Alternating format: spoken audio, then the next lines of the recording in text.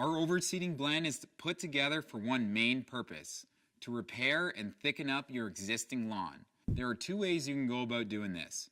Either do it the traditional way by simply spreading the seed over your existing lawn, or you can do a combination of top dressing and overseeding for better results. If you want to learn more about top dressing, you can find a video on our how-to page of our website.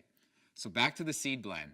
There are two main points that make this seed great for overseeding. First, we coated the seed with a paper mulch coating. Now I can make a whole nother video about seed coatings, but there's one thing you want to be aware of.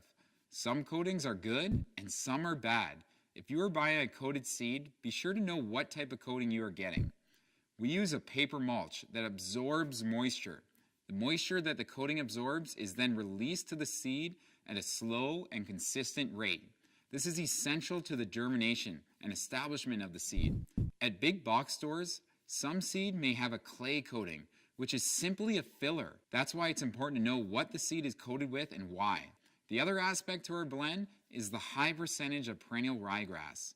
We chose a ryegrass that establishes extremely fast, typically within 4 to 6 days. So let's look at the pros and cons. As for pros, this is an ideal mixture for repairing your existing lawn. It's fast germinating and it has a water retention coating. As for cons, the only real con is that this is not a good solution for establishing a new lawn. You want to be amending your existing lawn. Alright, well I hope this helps you in picking the right grass seed for your application. If you would like to learn more about grass seed in general, take a look at our short Grass Seed 101 video.